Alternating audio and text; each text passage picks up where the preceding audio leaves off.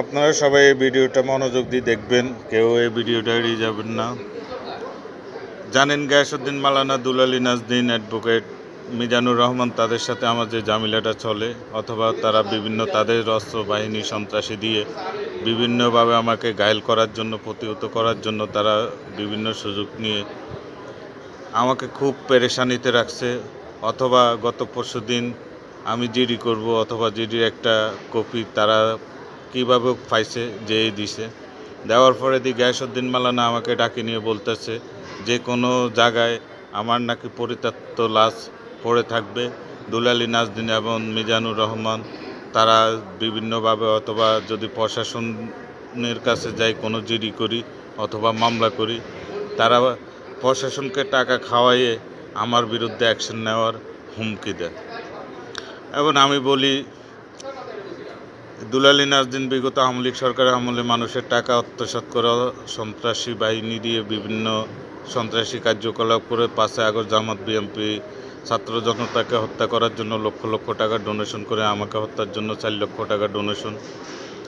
মিজানুর রহমান বিগত আওয়ামী লীগ সরকারের আমলে আওয়ামী লীগের পরিচয় দিয়ে সেই অনেক দুর্নীতি করে এবং পলাতক ছিল।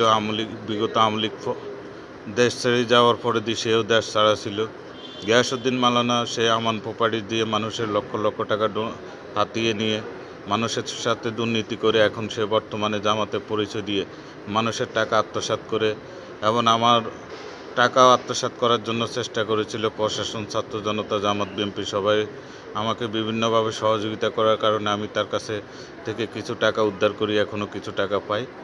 তাই আমি বলবো, এই সন্ত্রাসী বাহিনীদের কোনো দল না, তারা যে কোনো সময় যে কোনো রাজনৈতিক ব্যক্তিত্বকে ব্যবহার করে, রাজনৈতিক দলকে ব্যবহার করে, অথবা বিভিন্ন সময় তারা বিভিন্নভাবে সুযোগ নিয়ে মানুষের সাথে দুর্নীতি, প্রতারণা অথবা লক্ষ লক্ষ টাকা হাতিয়ে নেয়।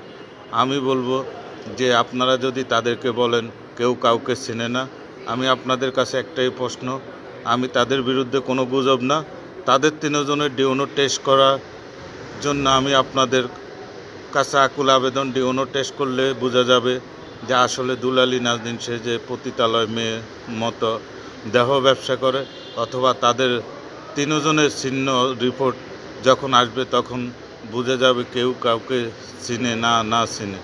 তাই আমি দেশবাসী, প্রধান উপদেষ্টা, ছাত্র জনতা, প্রশাসন সবার কাছে আমার নিরাপত্তার স্বার্থের জন্য আকুল আবেদন। এবং তারা বিভিন্ন সময় বিভিন্নভাবে হামলা করা